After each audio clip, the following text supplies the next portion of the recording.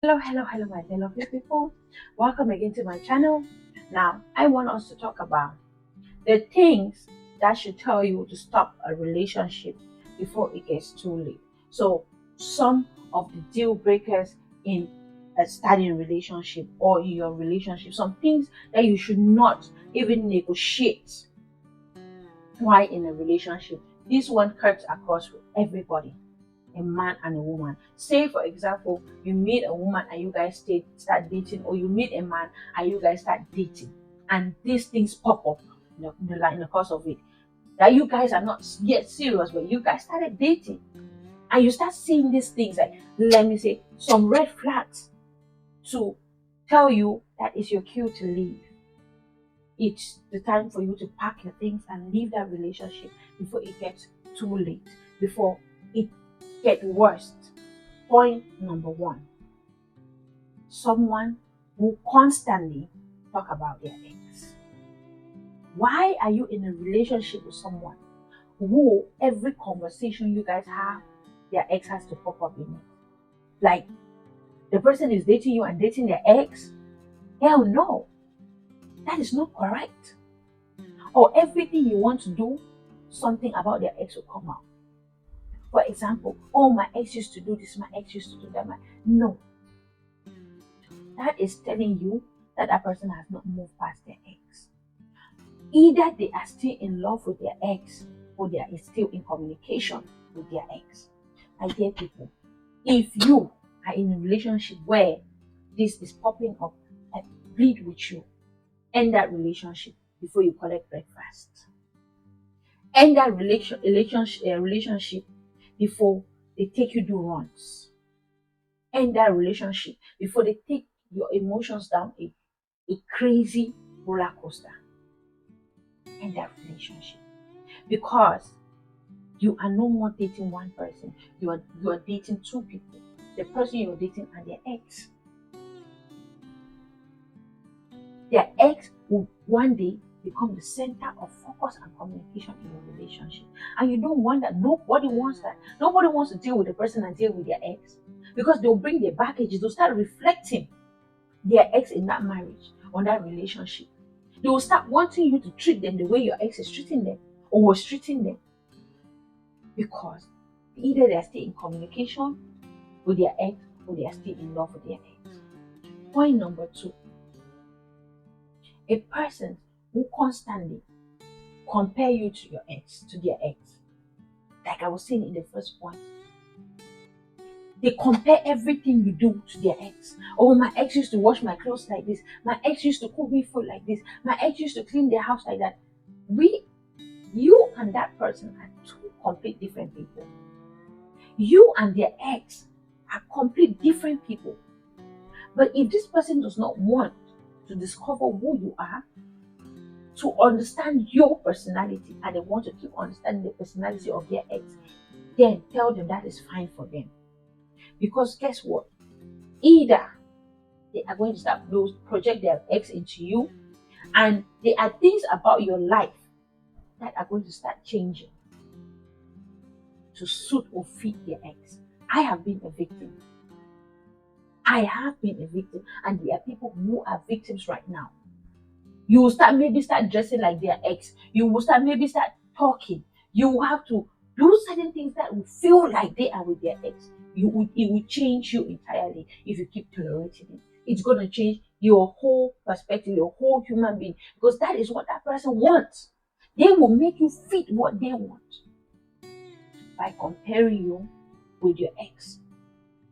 A person who see everything you do wrong, you cannot be in that kind of a relationship, because nobody does everything wrong. No matter how bad a person is, there's at least one right thing they will do. But my dear people, have you asked yourself that in that relationship you are in, whether you stand left, you're wrong, you stand right, you're wrong, you're in front, you're wrong, you're behind, that means practically everything you do is wrong in their eyes. They will praise other people that are doing the same things you're doing. They will give attributes, they will give compliments, they will give, they will compliment a lot of people that are doing the same things that you're doing. But when it comes to you, you are a villain in that story. When it comes to you, you're a terrible person for them to be. And they will tell you the worst mistake I've ever done in my life. Once somebody tell you that, and then they tell you it was a slip of the tongue, hell no. There was no slip of the tongue right there. Because from the abundance of the mouth speaking, they just said what they were feeling deep down in their heart to you openly. They just told you what they have been feeling deep down in them openly. Another thing not to tolerate in a relationship is somebody who hides behind alcohol, behind drugs, behind any substance to tell you anything. For example, say somebody goes and get drunk, and come back and become abusive to you. They say all sort of insultive things to you, and by the time they are sober, they tell you, "Oh, it was the alcohol." My dear brother or my dear sister, run. It was no alcohol. Alcohol only amplifies what that person was afraid to say when they were sober. And now, because they are conscious that they are under the influence of alcohol or other substance, they take that as an opportunity to dish out all their garbage that they have been planning to dish out to you at that time, because they know that they can pin it behind something and you forgive them and stay there. No, you have been abused. Your character has been questioned. Your being has been abused. I need you to see that as a direct attack to you. I need you to see that as a direct insult to you. There is no alcohol behind that. There is no under of the influence. It's the devil's handwork. No, the devil handiwork has nothing to do with this. This person has had that whatever they told you under the influence for a very long time. And it was just saved in their subconscious, waiting for the appropriate time. Because come to think of it, when you go and drink alcohol, you are the same person pouring or taking that glass of alcohol into your mouth. So that means if you get drunk is an intentional act. So you guys, I don't know if you guys understand me. Getting drunk is an intentional act because you are intentionally taking the alcohol and drinking it. The same as telling you whatever they are telling you under the influence of alcohol is an intentional act. They did not have the bold mind when they were sober to tell you, and alcohol just makes them become bold.